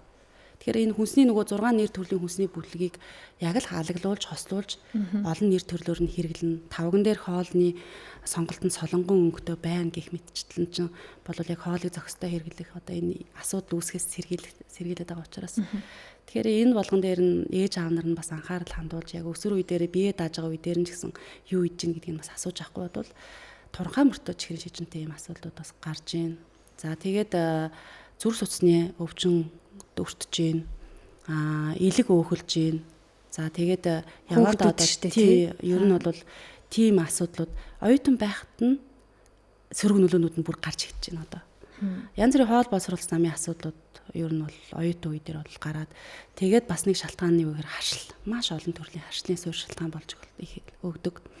За тэгээд дээрэс нь ер нь айгүй тийм том докторгүй харан шантаал байдаг да, анхаарал төвлөрөл энэ төр муу гэл тэгээ янз бүрийн асуудлууд бол давхар ингээд дагалдаа явж идэг. Энэ чихрийн шижин бол өөр янз байгаад идэм билээ шүү дээ. Сая бидний таны ярьж байгаа бол нэг олдмол буруу хооллолтоос болсон чихрийн шижингийн тухай ярьж байгаа. Хэрвээ бүр бага насны хүүхэд чихрийн шижинтэй гээд онцлогдчих бол хоолны тэглэн бариад магадгүй эмчилгээ хийлгүүлээд эргээд хэвийн болох ийм боломж байдсан болов. Одоо ингээл нэгэнт сахартай болсон бол байнга л сахартайгаа тэмцээл юм уугаал нэг ийм байдалд орчдөг том хүн шиг болчдөг юм уу? Эрсдэл нь юу вэ? За тэгэхээр чихрийн шижинний хэв шинжүүд нь 1-р хэлбэрийн хэв шинж, 2-р хэлбэрийн хэв шинж, төр зургийн одоо гэд байж байгаа. Тэгээ 1-р хэлбэрийн хэв шинж нь болохоор ерөнхийдөө удамшны гаралтай ч гэдэг юм уу тий. Ерөнхийдөө бол жоохон хэцүү. Насан туршдаа бол тэрнтэйгээ тэмцэж юм амьдардаг байдаг. Бидний яриад байгаа сахарын асуудлаас болоод чихрийн илүүдлээс болоод инсулины одоо дүжрэл болчихж байгаа шүү дээ тий. Тэрнээсээ болоод сахартай болж байгаа хэв шинж нь бол чихрийн шижин хэв шинж 2 нь. Тэгэхээр энэ нь бол эмчлэгдэх боломжтой байдаг. Яг тэгвэл хоолоороо яг зөв хооллоод нөгөө нийлмэл нүүрс усаараа дагнаж хооллоод дасгал хөдөлгөөн идэвхтэй байх юм бол бас эмчлэгдэх боломжтой. Урт хугацаанд энийгээ эмчлэхгүй, анхаарахгүй, хайхрахгүй явах юм бол одоо ер нь 50-аас дээш насны хүмүүст бол тохиолдож байна л да. Хуруу гарны үзүүр нь хөхрөх, хуруу гараа тайруулах, хөлөө тайруулах гэдэг асуудлууд үүсч идэг. За тэгээд дээрэс нь мэдээж энэ сахарын илүүдэлтэй байгаад байна гэдэг чинь бас хорт тавдар эсүүдийг дэмжиж идэвхжүүлж идэг, хорт тавдартай болох суурийг тавьж өгч идэг гэж байдаг. За тэгээд жирэмсэн эхчүүдийн хувьд бол бас төр зургийн бас тэр чихрийн шижин бол байж идэг. Энэ бол төрсний дараа бол хэвийн болох асуудал байгаа. За тэгэхээр хамгийн гол одоо айж байгаа зүйл нь юу вэ гэхээр бид нар өөрсдөө урьдчилан сэргийлээд өвчлөхгүй байх боломжтой байхад тэгээд ээж аав нар ч гэдэг юм хүүхдүүд өөрсдөө одоо өсвөр үе дээрээ бие даагаад бие мэднэ гэдэг иймэрхүү хандлагаасаа болооч гэдэг юм уу ирээдүгээ баллаад байна. Ирээдүйд олж одоо өөр зүйл зарцуулах байсан мөнгөө дандаа эрүүл мэндэд зарцуулах гээд байна. Энэ бол айгүй харамсмаар эмнэлгийн байгууллагуудаар байнга цагаа үрж ийн олсон мөнгөө дандаа ийм тариандаа хэрэгжилж ийн гэдэг ч юм уу тий. Тэгэхээр нэгэнд хүндэрсэн одоо 2-р хэлбэрийн хэв шинжтэй чихрийн сахартай хүмүүсийн хувьд бол бас насан туршдаа одоо инсулин тарианд орсон байдаг. За тэг хөдөлгөөнөө хийх идэхгүй болсон бас насны бүлэг ороод ирсэн байдаг байхгүй юу. Одоо өвдөгний үений асуудалтай, нурууны асуудалтай гэх мэтнээр ингээд хөдөлгөөн хийх боломжгүй насны бүлэгт ороод ирэх юм бол байнгын одоо ийм тарианы хамааралтай болох ийм асуудлууд байж идэг. Тэгэхээр ийм ирээдүйг дараа нь болсныхаа дараа харамсах биш. Одооноос энэ сахарлаг хэрэглээг хязгаарлах, зохицуулах, зохистой хэм хэмжээгээр нь хүүхдэд тохируулж өгөх энэ мэдээллийг бол сайн өгөх хэрэгтэй. Хамгийн бас нэг чухал асуудал гэх юм бол шошгыг уйлж сурах. Яг хүнсний бүтээгдэхүүн худлаж авахдаа энд энгийн сахар байна уу, яг нэмсэн сахар байна уу? Тэр нь хэдэн грамм байгаа. Тэгээд шошгон дээр нь бас 5 хүртэлх насны хүүхд хэрэглэж болохгүй гэд бичсэн байдаг. Ихэвчлэн одоо маш олон төрлийн өнгөтэй, маш гоё амттай одоо тийм эрзэн чихэр мэхрнүүдийн артлыг сайн унших юм бол 5 хүртэлх насны хүүхд хориглон энэ хэрэгжсэн байдаг байхгүй юу? Яг идж байгаа нь тэгсэн чинь 5 хүртэлх насны хүүхд. Тэгсэн чинь тэгээд бас дээрэс нь дэлхийн эрүүл мэндийн байгууллагын зөвлөмжн дээр 2 хүртэлх насны хүүхдэд бол сахарыг тэр чөлөө сахарыг одоо өгөхгүй байх хэрэгтэй гэж зөвлөсөн байдаг. Тэгэхэд манай өөрсдийн маань хэрэглээ 2 хүртэлх насны хүүхдүүдийн хэрэглээ ямар байгаа вэ? Йогурт, цокноос нь ахуулаад бүр айгүйх тийм нэмэлт сахаруудтай байдаг. Тэгэхээр энээсээ болоод бүр тэр бага наснаас нь эхлээд амтыг өөрчилж байна. Бодис солилцоонд нь өөрчлөлт оруулж байгаа. Бидний л өөрсдийн бас буруу үйлдэл байгаад байна л та. Тэгэхээр энэ дээр нь анхаармаар байна. Тэгээд ээж аваад бас мэдлэгээ жоохон нэгдүүлэх хэрэгтэй. Та энэ нөгөө тэмдэглэгийг жоохон дэлгэрүүлж өгөөч. Өсвөр насны хүүхдүүд, бичиг үсэг тайлагдсан хүүхдүүд бол хөрх ингээ харцдаг. Тэгээд нөгөө охтууд бол жин нэмэхгүй гээл калори л хараад идэг. Калорийг хараад байх хэвээр юу, сахарыг харах хэвээр юм уу? Энэ тэмдэглэгээтэй бүтээгдэхүүн гэдэг штеп. Энэ тэмдэглэгээ нь ер нь яг ямар учиртай юм. Үн хардгийн. Тэгэл харж байгаа л бүх бүтээгдэхүүн адилхан юм шиг л нэх олон жирээсэн л тэмдэглэгээ байгаад идэг. Тэгэхээр одоо яг өсвөр насны хүүхдүүдэд бол яг уншаа сурч байгаа учраас килокалори нь өндөр байлаа гэд айгаад ах зүйл биш. Тухайн бүтээгдэхүүн юу вэ гэдгийг харах хэрэгтэй. Жишээ нь тараг, сүү тэр бол харьцангуй 4-5 цагийн дараа шимэгдэд дуустдаг. Удаан задардаг юм хүнсний бүлэг байгаа байхгүй юу? Тэгэхгүй оронд нь одоо тарагны килокалори нь 500 килокалори. Нөгөө ундааных нь 500 килокалори гэнгүүт нөгөө хүүхдүүд чинь юу адилхан юм байна өө энэ чинь хоёулаа аль нь өндөр хоёулаа өндөр юм биш тэгээд авахгүй байх тохиолдол гарах гэдэг байхгүй юу? Тэгэхээр аль болох эрүүл мэндэд хэрэгтэй илчлэг өндөртэйсэн ч гэсэн нөгөө үндсэн хүнсний бүлэг буюу сүүс бүтээгдэхүүн ногоо үр тариагаа сонгож ивэл илүү эрүүл болох гэдэг. Яг хөө дээрэс нь дахиад хүнсний бүтээгдэхүүн дээр хит боловсруулсан байдлыг нас анхаарах хэрэгтэй. Хит боловсруулсан хүнсний хувьд гэх юм бол нэмэлтүүд нэлээх тэмдэглэгдсэн байдаг. Дээрээс нь тосны агуулмж өндөртэй байдаг. Тэгэл ер нь сав баглаа бодлоос нь хараад амтчгүй дээ ер нь хит боловсруулсан хүнсний бүтээгдэхүүн. За тэгээд нэмэлт бол бүр тэр чигээрээ бүгдээрээ хорог гэсэн үг бол бас биш. Тийм байгалийн гаралтай нэмэлтүүд байгаа. Хүний эрүүл мэндийг дэмжих нэмэлтүүд ч бас байдаг. Дээрээс нь хүний эрүүл мэндэд бас хортой нөлөөтэй биш бага концентрацаар орсон байдаг учраас бүгдээрээ хортой гэж ойлгож болохгүй. Гол нь яг тэр 5-аас доош насны хүүхдүүд дээр өгөх гээд байгаа ч гэдэг юм уу. Тэн дээр бол нэмэлт юм олон ороод орсон бүтээгдэхүүн өгөх хэрэггүй. Дээрээс нь өсвөр насны хүүхдүүд маань болохоор нэмэлт нь одоо жишээ нь тэр нэг энергийн ундаа гэдэг ундаан дээр бол 5 нэмэлт байсан. Бэлэн гомн дээр 11 нэмэлт байсан. Эрзэн чихэр дээр бол 18 нэмэлт байсан гэж байгаа байхгүй. Тэгэхээр энэ болгон олон төрлийн нэмэлт байна гэдэг чинь хадгалтыг уртсгч бодистой, бүтцийг өөрчлөх бодистой, тэг хөөсрөлтийг багасгахч гэдэг юм уу. Маш олон тийм үүрэгтэй нэмэлтүүд өнгө будаг нэмж байгаа үнэрийг оруулж байгаа гэх хэмжлэнгээр энэ болгон олон байх тусмаа эрүүл мэндэд жоох зэрэг нөлөөтэй байх гэдэг. Тэгээд дээрэс нь яг энэ хит боловсруулсан хүнсийг 7 хоногт 2-3-аас бага удаа хэрэглэхийг зөвлөдөг. Тогтмол олон удаа олон давтамжтай хэрэглэх нь бол сөрөг нөлөөтэй. Одоо нэмэлтүүдийн нэг сөрөг нөлөө нь гэх юм бол ер нь харшилтай болох суурь шалтгаан болдог. Хоол боловсруулалт замыг эмзэгшүүлдэг. Тэгэхээр энэ бол бас бага насны хүүхдэд нэгт тохиромжтой бас биш. Сахарыг өөр нэрлэж тэмдэглэх тохиолдлууд байдаг. Одоо бидний мэдж байгаагаар бол сахар нөгөө зеро гэдэг сэтгэлээ хураал зерогийг авдаг. Өөр ингээд нууцч гэдэг юм уу толгой эргүүлэхээр тэмдэглэгээ. Яг нөгөө нэг юун дээр болохоор зеро шугар буюу одоо бид нар бол сахар оруулагч. Тэрийг болохоор хүмүүс сахаргүй гэж ойлгодог. Гэтэ сахарын нэмэлт байна. Тэр зеро шугар нь болохоор ямар учиртай юм бэ гэхээр анх бол яг сахарын өвчтөө чихрийн шижинтэй. Тэгээд тархалтад өртсөн одоо зүрхний бөөрийн архаг өвчтөө ч гэдэг юм уу сахарынхаа хэрэглээг хязгаарлах байгаа хүмүүс зориулж гаргаж авсан сахарын нэмэлт байгаад байгаа байхгүй юу? Одоо 951, 952, 53, 54 гэдэг тэмдэглэгээтэй. Тэгэхээр эдгээрийг болохоор бас ихэнх бидний ашигладаг тэр зеро шугрууд болохоор синтетик аргаар нийлж үж гаргаж авдаг. Одоо нэг юм жижигэн одоо элсний ширхэг гэх юм уу да сахарын ширхэгийн хэмжээтэй тэр зеро шугар нэг йотынгийн хэмжээтэй тэнцгээр тийм амтыг үүсгэдэг байхгүй айгүй хүчтэй 200-аас 600 дахин амт чихэрлэг амтыг үүсгэдэг. Нөгөө талаараа илчлэг нэг их өгдөггүй таргалахгүй цусан дох глюкозын түвшин огцон өсөхгүй айгүй сайхан давуу талтай. Тэгээ сүүлийн үеийн судалгаан дээр яасан бэ гэсэн чинь хоол боловсруулалт замын ашигтай бичил биетнүүдийг устгадаг юм байна. Ер нь ашигтай бичил биетнүүдийг дарангуул гэмээр инхээр яг үгээр ахаар дархлааны тогтолцоо зөрг нөлөөтэй болоод эхэлдэг. Тэгээд дээрэс нь нөгөө нэг амттай байгаа шүү дээ сахарын амттай. Тэгэхээр нөгөө нэг сахарлаг амтанд татагдах илүү их нөгөө хооллох байдлыг нэмэгдүүлж гэсэн одоо жишээ нь хоолны дуршлыг нэмэгдүүлж гэж үзэж байгаа. Тэгээд нөгөө нэг эргээд одоо зеро сахар буюу сахар оруулагчтай бүтээгдэхүүн хэрэглэж байгаа хүмүүс эргээд тархалах хандлагатай байна гэж үздэг.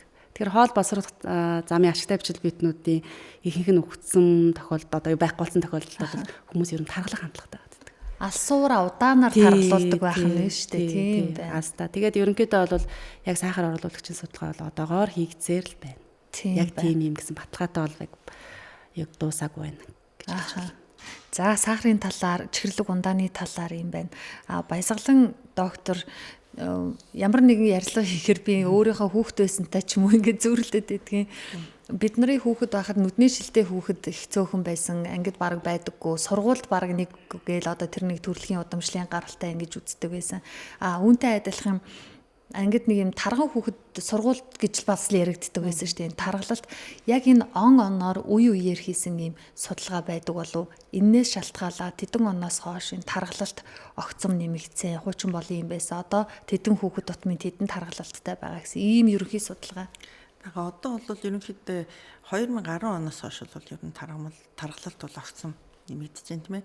Сургуулийн сургууль зөвлөсөн судалгаа гэдэг 10, 13, 19 онд хийсэн судалгаа байдаг. Ингээд явахлаар өсөлттэй байгаад байгаа байхгүй юу? Тэгээд тэгэхээр энэ маань ягаад юу юм бид нар одоо аль болох ийм зүйлийг идэж болохгүй, хэрглэж болохгүй энэ ингээд хортой юутай гэж зараад яриад байгаа хэрнээс орчин байгаад байна шүү дээ. Сургууль дотор нөгөө их тосон чарж болсон хүнсний бүтээгдэхүүн зарж байгаа мухлаг нь байна те. Сургуулиас гарангуут байна. Тэгэхээр бид нар орчин нөхцөлийг хүнсний тэр орчинг өөрчлөх хэрэгтэй байна. Дээрээс нь хөдөлгөөний итгэх. Өмнө нь бид нар чинь биеийн тамирын хичээлд их идэвхтэй байдаг байлаа. Тэг чи хүүхдүүд биеийн тамирын хичээл бас орхон хавцаг хөдөлгөөний хомсдол энэ бас нөлөөлж байна. Дээрээс нь өглөө эрт гараад нөгөө өглөөний цайгаа уухгүй. Энэ байдал чинь бас нөлөөлж байгаа. Тэгэхээр өглөө заавал цайгаа уух хэрэгтэй. Цайгаа ууж гарах хэрэгтэй байна тий. Тэгээд сургуулийн ойр орчим тэр хүнсний орчин, зөв орчин бий болгох хэрэгтэй байна. Хүүхдүүдийн дасгал хөдөлгөөн хийдэг тэр орчин бас бий болгох хэрэгтэй байгаа. Хөдөлгөөний идэвхтэй байдлыг энэ дунд говийг бол жишээ болгоод яагаад аваад байгаа юм бэ гэхээр дунд говийн аймгийн говийн ирээдүй мандал гэдэг энэ сургуулийн захирлууд бас аягүй мундаг. Японд энэ нөгөө төсөл хэрэгжээд захирлууд нь Японд очиод Японы сургуулийн орчныг үзээд ирсэн. Тэгээ буцаад тэр хүмүүс маань яг тэр Японы тэр орчин бий болгох гээд идэвхтэй ажиллаж байна. Засаг дарга нь бас аягүй сайн нөлөөлөд захирамж тушаал шийдвэрүүдээ бас яг зөв гаргаад эхлэхлээр тэр хүүхдүүдийн юу хүртэл өөрчлөгдөж байгаа байхгүй. Одоо 6 дугаар ангийн өмнө тэр 6 дугаар анги байсан хүүхдүүдийг бид нар 2 жилийн өмнө 4 дугаар анги байхад тэр судалгааг авч ирсэн байхгүй. Тэгээ сая 6 дугаар ангийн хүүхдүүд хөдөлгөөн чухал гэдгийг ойлгоцсон. 6 дугаар ангийн хүүхдүүд маань ямарваа нэгэн спортоор заавал хичээлж байна. За яагаад чи ингээ хөдөлгөөн идэвхтэй ингэж хэрэгтэй гэж ойлгосон юм бэ гэдгээр би тархалахгүй шүү дээ. Би тийм би ингээд зөв амьдралын хэв маягтай тархалахгүй байх юм бол ирээдүйдээ би эрүүл хүн байна гэдэг ойлголт аягүй сайн авсан байгаа байхгүй. Тэгэхээр тэр хэд маань аягүй зөв очиж судлаад ирсэн хүн маань буцаад тэр туршлагыг аягүй зөв нэвтрүүлээд зөв ажиллаад эхэлж байгаа байхгүй. Тэгээ баг гэлтгүй хүүхдүүдэд ингээд зөв эрүүл мэндийн боловсролын зөв суурийг тавиад өгөх юм бол ирээдүйд бид нар яг ийм эрүүл иргэдийг бий болгож чадах байхгүй. Тэгээ хөөхөн гэртээ ирээд аав ээжигээ сургаад байна гэдэг байна шүү дээ. Гүр аав ээж нь хүүхдүүдэд биш те. Энэ сорин цайтай авах тийм байна те. Түрүүн туул огштой ярьж агаад өглөөний цайны талаар нэг лавлана гэжсэн. Мөнхийн сэдв юм аа. Өглөө юу идэггүйгээл их л олон сонсож байсан. Яг хүүхдүүд огцом сахар нэгсэхгүйгээр, хөдөлгөөнтөхгүйгээр, анхаарал сарнихгүйгээр өглөөний цай юу идвэл зүгээр юм бэ? Нийтлэг манай монголчуудын бидний хэрэгжилж байгаа өндөг, талах, зөөх хийтэй талах, хярам тэгэл айл болгоноос шалтгаалж байгаа бах та. Тэгж байгаа. Тэгэхээр айл болгоны өглөөний цай өөр байгаа л да. Яг нөгөө бага наснаасаа юу идэж сурсан тэрүүгээрээ л хүн насан туршдаа хооллож ирдэг гэд. Одоо манай хувьд бол өглөөний цайн дээр ихэвчлэн талхан дээр өндгөө шарж тавиад идэх ч юм уу те. Тэгээд талхтаа сэрж гэдэг юм уу, талхтаа зөөхий барианч гэдэг юм ер нь гэдэг жоохон талах голчлох гээд байдаг. Тэгээд нэг хэсэг болохоор овёс жоохон хэрглэж бас нэг хэсэг явсан. За тэгээд бас урт хугацаанд нэг төрлөөрөө дагнаад идэхээр уйдаад идэх юм бэл. Тэрнээс яг нөгөө Америкийн бол яг гол барьдаг хүнсний бүтээгдэхүүний нэг хэлбэр нь бол овёс айгүй зүгээр юм билээ. Ер нь маш олон төрлийн эрдэсийн агуулмжтай, амин дэмтэй. Тэгээ дээрээс нь нийлмэл нүрс агуулмж өндөртэй. Тэгээ богино хугацаанд бас тэр цусан дах сахар огцом өсөхгүй тэгсэн мөртлөө урт хугацаанд цатгалан мэдрэмж өгдөг. Гэдэг овёс айгүй давуу талтай байсан. Тэгээ дээр үед бол би тэд чинь амралтын өдрөөр бол өглөө шар будаатаа сүтэ будаа, гурван будаатаа сүтэ будаа гэл. Тэгэл банштай цай гээл өглөөний цай бол тийм баялаг байсан. Одоо болохоор ихэвчлэн яаруу санд руу ажлын онцлогоос шалтгаалаад аль болох бэлэн бүтээгдэхүүн гоё бүхэл бүрийн боорцог гэдэг хүүхдүүд тэгэхээр бүхэл бүрийн боорцогоос идэхгүй байгаа. Тийм дургу байгаа. Хар талхан дургу. Тий, тэгээд нөхөр ч гэсэн дургу. Тий.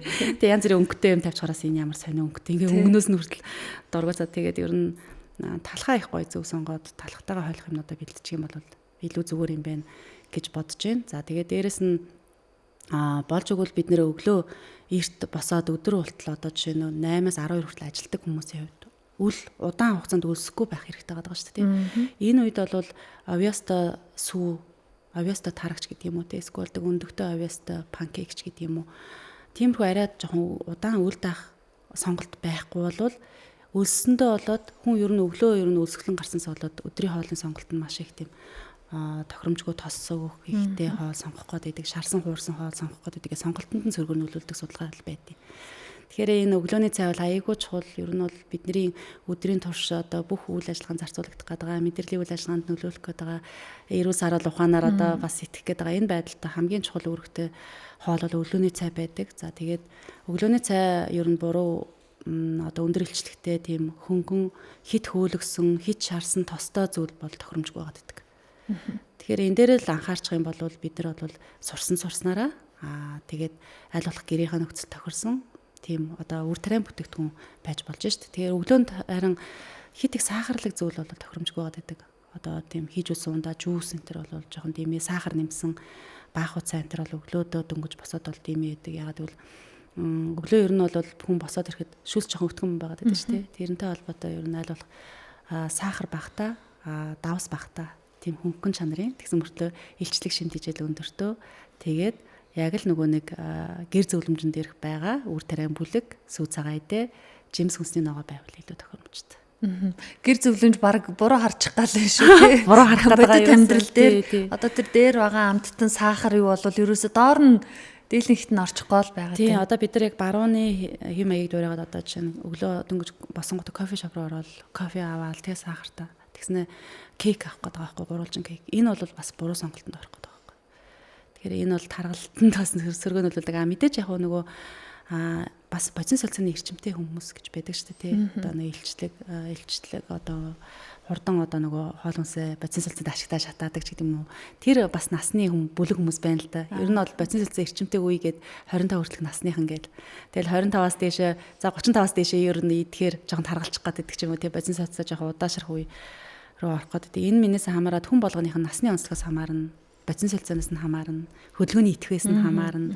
Өглөө биеийн тамир хийдэг, дасгал хийдэг, сквол дэг, спортер хичээлдэг, фитнесээр хичээлдэг хүмүүсийн хувьд шал өөр болоо явчихна. Тэгэхээр энгийн хүмүүсийн хувьд гэх юм уу, тий энгийн хоолттой хүмүүсийн хувьд болохоор саяны зөвлөмжүүд бол тохирж байгаа. Тийм ээ, сая таныг ярьсан чинь биеийнхээ онцлогийг, насныхаа онцлогийг мэдээж хоолоо сонгоно шүү.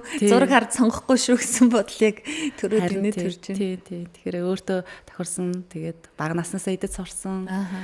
Тэгтээ бас хит боловсруулсан түргэн хоолноос л татгалзах хэрэгтэй. Сахарлаг зүйлээс, давслаг зүйлээс тэгээ халуун ногооноос татгалзах хэрэгтэй. За хоёулаа яг энэ хүнсний бүтээгдэхүүн, эрүүл мэндийн чиглэлээр судалгаа хийсэн, тогтмол ажиллаад мэдээлэлээ хүргээд явж байгаа ийм хүмүүсийн зүгээр сонирхоод асууж байгаа юм. Яг энэ мэрэгжлийн хүмүүс хоол хүнсэн дээр одоо яг энэ чихэрлэг ундаа амттан дээр сонголт хийхээр идэх юм олддгүй болов уу? Өөрөөсөө яг энэ дүрмийгдтэй ягштал баримталдаг болов уу? Яадаг бол гэж би яг бодоод идэв. Эмч нарыг зүрхний эмч бол зүрхний янзын сайн байх та гэж боддог шиг. Ер нь ийм баримталдаггүй. Эннээсээ ингэж нэг зүрж ч юм уу нэг иймэрхүү тохиолдлууд гарч ирсэн үү? Баясгалан доктор. Ер нь бол тэгэл заримдаа бол колог бас ууш штэ. Яг нэг ам цангасан юус ажлын их ачаал авсан үед бас ууж хэрэглэнэ. Гэхдээ ерөнхийдөө нөгөө багаас авсан хүмүүжил те яг нөгөө насан туршийн юг дагдаг гэдэг бол юу гэдэг одоо насанд хүрсэн хүний нөгөө зан чанарыг одоо юуг нь өөрчлөхөд аюу хэцүү байдаг байхгүй. Бага насны хүүхдүүд бол багаас нь зөв загаа сурах юм бол хичнээн одоо телевизээр реклам гараад одоо KFC дээр ч ингээл сажигнуулаад идэж юм уу эсвэл одоо Coca-Cola юу газ нь ингэж байгаа л ярьсан тэр рекламыг хараад өөр ирэхгүй буруу гэдгийг мэдээд байгаа хэрнээсээ л яг тэрийг бас авч хэрэгэлдэг шүү дээ. Тэгэхээр ер нь бол багаасаа зөв мэдээлэл аваад тэгээ багаас нь зөв дадал сургацсан бол энэ яг тэр юу нь бол зөв хүмүүжигдэл явна. Одоо биднүүсийн таргалаад байгаа юм чинь одоо амьдралын хэв маяг өөрчлөгдөж чинь тий. Өмнө одоо эмээ өвөө нарын үед ч юм бол тэдний чинь одоо дэлгүүрт байдаг хүнсний бүтээгдэхүүний тий нэр төрөл цөөхөн байдаг байсан ч юм уу тий. Амьдралын хэв маяг нь өөр байна тий. Одоо бол глобалж эхлэгдээд дэлгүүрээр дүүрэн хүнсний олон бүтээгдэхүүн байна. Тэгээ тэр хүнсний бүтээгдэхүүн маань одоо ямар гарал үүсэлтэй хизээ ирээд ямар нөхцөл байдалд хадгалагдаж ийн нэтер гэдэг чинь бас мэдхэд бас тэр болгоно нарийн мэдхэд бас асуудалтай шүү дээ. Тэгээ тэр хүнсний хэрэглээний яг хөө хэрэгжилж болно. Гэтэ замбраагүй хэрэглээ бол байна. Хэтрүүлсэн хэрэглээ байгаа байхгүй. Одоо энэ хүүхдүүд гэлдэг чинь 7 хоногт 3-аас дээш одоо юу чихэрлэг хүнсний бүтээгдэхүүнийг хэрэгжилж шít. Тэгээ зарим хүүхэд нь болохоор одоо 2 хүүхдийн нэг түн өдөр болгон ч байдаг юм. Ийм хит хэрэглээ чинь л одоо нөгөө амьдралын энэ буруу хэв маягт нөлөөлөд байгаа зүйл нь буцаагаад нөгөө таргалалт тий. Тэгэл таргалтай болж гинэ гэхэлэр чинь бага насндаа ер нь таргалсан хүүхэд бол насан туршдаа тэгэл одоо болох нөхцөл байдал нь үсэл тэгээд эргээ тэр нь одоо нөгөө халдвар тус өвчнөр өрсөлдөх эрсдлийг бий болгох. Хит болохгүй гэхээр сэтгэл санаагаар унаад идэг штэ. Тэр бүр болохгүй биш. Хэмжээг нь барьчихэл гэсэн үг тий. Хоригддаггүй. Тэгэхээр ерөөсөө мэдлэгтэй л байх хэрэгтэй. Ер нь бол эрүүл мэндийн боловсрал гэдэг бол маш чухал зүйл. Тэгээ манайхан бас нэг юм аягүй туушрт нэг юм болохгүй гэхэлэр тэр чигээрээ нэг тийшээ хэлбэг ил явцдаг тий. Тэгээд тэгэхээр хүмүүс маань өөрсдөө одоо жишээлбэл юу идэж чинь энэ миний идэж ууж байгаа юм над ямар хэрэгтэй юм бэ гэдэг энэ юг бол мэдлэг юг бол олж авах хэрэгтэй. Тэгээд хүний одоо зарим хүн зөгцөж байгаа хүнс надад зөхгүй байх. Яг гэвэл бид нар чинь дахин давтагдчихгүй өөр идэснээс бүрдэж байгаа болохоор одоо баргалж л өөр дээрээ ер нь бол одоо юу идэж ууж байгаагаа туршилт хийгээл мэдэж авах гол мэдлэг боловсралтай л байх хэрэгтэй. Туул огшид ийм жишээ гарч ирсэн үү? Хүмүүс таныг бас сонирхдаггүй юу идэх үү гэж сонирхоод ах. Асуун яаж юм туранхаа хിവэрэ байгаад гэдгийг юу идэж уухаараа ингэж яагаад ийм нарийнхан хിവэрэ байгаад ингээд идэхгүй. Тэгэд нөгөө нэг олон нэр төрлийн хоол хүнс хослуулж хэрэглэх нь аюу ач холбогдолтой. Тэгээ дээрэс нь ногоо идэх тараг уух нь амар ач холбогдолтой. Тэгээ би яг хөө зарим тохиолдолд мэдээж нөгөө 7 хоногт 2-3 удаа түргэн хоол идэн насан туршнууд шүү дээ тий. Тэрнээсээ хэтрүүлж болохгүй гэдэг юм аа бол аюу сайн байна. 7 хоногт 1 удаа юу? 7 хоногт 1-2 удаа бол түргэн хоол юм уу нэг удаад нь Coca-Cola байдаг байхгүй. Тэгээ яг нэг ийм төгс биш шүү дээ. Бид нар чинь нэг мэргэжлийн хүмүүс байлаа ч гэсэн хэрэглээ байна, гадуур найз нөхдөйгөө гарна. За тэгэл хоолнд орно гэх хэмжлэнгээр юмнууд бод байна. Хийж шарсан, хуурсан одоо гэрэлцсэн мах идлээ, уургийн илүүдэлд орлоо, шарсан хоол, тосны илүүдэлд орлоо гэл ингээд санаа зовх асуудлууд байна л да. Тэгээд яг оройн дандаа таргаваад. Өдөр болгон орой болгон таргаваад. Тэгэхээр энэ нөгөө дээр үед бид нар чинь хүнд махтай хоол идсэнийхаа дараа аарс бослогож уудаг байсан. Таргаа уугаад унтдаг байсан гэдэг чинь эргээд нөгөө хүнд одоо бие чимэгдэхгүй байгаа уургийн одоо тэр нэгдлүүдийг тэр аарс болон тарганд агуулж байгаа хүчлүүд нь задлж өгдөг байсан. За тэгэхээр энэ нь бол яг нөгөө мэрэгжлийнхаа өнцгөөс нь хараад өөртөө ашигтай хэлбэрээр тэг хүнд хоод идснийхаа дараа бол таргаа уугаад аарц уугаал тэгэл зохицуулаад яваад байна да гэж. За баярлалаа. Өнөөдрийн бидний ярилцж байгаа сэдв сахаргүй ирээдүйн нөлөөллийн аяны тухай, чихэрлэг ундаа, чихэрлэг хүнсний бүтээгдэхүүн, сургуулийн орчинд борлуулагдж байгаа зах замраагүй байгаа шарсан хуурсан хүүхэд бидний ирээдүй болсон хүүхдүүдэд ийм буруу одоо эрүүл мэндэд нь сөргөөр нөлөө үзүүлээд байгаа энэ зүйлсийг л ярьлаа. Тэгэд хамгийн гол нь энийг сонссон хүн болгон анхаарлаа хандуулаасай сонсоод өнгөрөх биш өөртөө өөр хүүхдүүдтэй эргэн тойрныхондоо бас одоо хилээсээ ямар нэгэн үр дүн гараасай гэсэндээ ингэж ярилцлаа. Тэгэхээр та хоёрт энэ подкастэнд ороход за судалгаан дээр бол энэ судалгааг заавал хэлэх ёстой шүү гэж баясгалан докторийн хувьд тийм ээ ийм судалгаагаа одоо хэлж болно. Туул огшийн хувьд те сахарыг буруу ойлгодог. Тэр хамгийн буруугийн эсвэл одоо юу гэж зөвлөмөр энэ түүнийг бас хэлж болно. За ерөнхийдөө бол одоо бид нар хүүхдүүдтэй аль болохын буруу хүнсний талаар яагаад энийг хэрэгжилж болохгүй гэдэг мэдлэг мэдээллийг л илүү төлхөө багш нараараа дамжиж бас одоо яг эрүүл мэндийн боловсролыг зөв болгох хэрэгтэй байгаа. Яагаад багш нараар дамжиж байгаа юм бэ гэхээр хүүхдэд бол багшийн үг ойлгоод байдаг шүү дээ. Одоо хичнээн би чиг тэгээч гэхээр үгүй багш ингэсэн гэж зүтгээд байдаг. Тийм болохоор бид нар эрүүл мэндийн боловсролыг бол багшаар яг мэргэжлийн хүнээр нь илүү одоо олгох хэрэгтэй байгаа. Энэ дээр бол анхаарч ажилласаа л гэж бодож байна. За туулагч. Ялангуяа бага нас буюу 5 хүртэлх насны хүүхдүүдийн яг нөгөө нэг амтлах мэдрэхүүн юунууд нь хөгжиж идэг. Амтлах эрхтнүүд нь хилнийхэн тэмдрүүдүүд нь тэр нь яг тэр хөхлөхөнцөр гэж ярьж байгаа. 800 одоо амтлах мэдрэмжийн тийм хөхлөхөнцөр байж гэж үзэж байгаа байхгүй. Тэгэхээр тэр амтлах мэдрэмжэн дээр нь 5 хүртэлх насн дээр нь илүү тийм хүчтэй амтыг бити одоо мэдрүүлээч. Давс, сахар, халуун ногоо. Энэ гурыг тэр 5 хүртэлх насны хүүхдүүдэд нь идүүлээ сургачаар ахаад тэрнээс цааш насан дээр илүү давуулж амтлах гэдэг. Тэгэхээр нэгэн 5 хүртэлх насн дээр одоо сахар хэтрүүлж хэрэгэлсэн, давслаг зүйл хэтрүүлж хэрэгэлсэн, эсвэл халуун ногоо идээд сурц хүүхдүүд маань цаашдаа улам их халуун ногоотой идэх гэдэг. Улам их чихэртэй зүйл идэх гэдэг. Тэгэхээр энийг нь бол 5 хүртэлх насн дээр нь бас жоохон анхаарал хандуулад багасгаад хязгаарлах ч гэдэг юм одоо багс хориглох ч одоо хайшаа тийм болохоор энэ тал дээр нэцэгчүүд жоохон анхаараасаа л гэж хүсэж байна. За баярлалаа. Сонсогчдоо үзэгчдээ Хөгтөнгөр радио хөтөж подкастын өнөөдрийн дугаарт нийгмийн эрүүл мэндийн үндэсний төвийн эрдэм шинжилгээний ахлах ажилтан хоол зүй ухааны доктор Баясгалан за мөн анагаахын шинжилгээ ухааны үндэсний их сургуулийн нийгмийн эрүүл мэндийн сургуулийн шимт хичээлийн сургуулийн тэнхимийн багш Туул нар оролцлоо. За бидний ярилцсан сэдв бол сахарны зөв хэрэглээ, чихэрлэг ундааны тухай. За Монгол Улсын ерөнхийлөгчийн санаачилсан эрүүл Монгол хүн хөтөлбөрийн хүрээнд одоо энэ сахаргүй ирээдүйн нөлөөллийн аян 2 дахь жилдээ үргэлжилж байгаа ямар мэдээллүүдийг хүргэж байгааг дэлгэрэнгүй та бүхэндээс зөвлөгөө мэдээллийг хүргэлээ. Ирсэн 2 зочиндоо маш их баярлалаа. Тэг бүгдээр л хүүхдүүдийн ээжүүд, томчууд учраас яг энэ хэрэглээд байгаа буруу зүйл дадаад байгаа хүүхдүүдтэй дор бүрнээ анхаарлаа хандуулъя гэж сэтгүүлч миний хувьд уриалаад бас өнөөдрийнхээ подкастыг өндөрлээд хоёрт баярлалаа. За баярлалаа. Баярлалаа. Хөтөж подкаст хөтлөгч Аймаг Аяла дараагийн дугаараар эргээд уулзъя. Баярлалаа баяртай.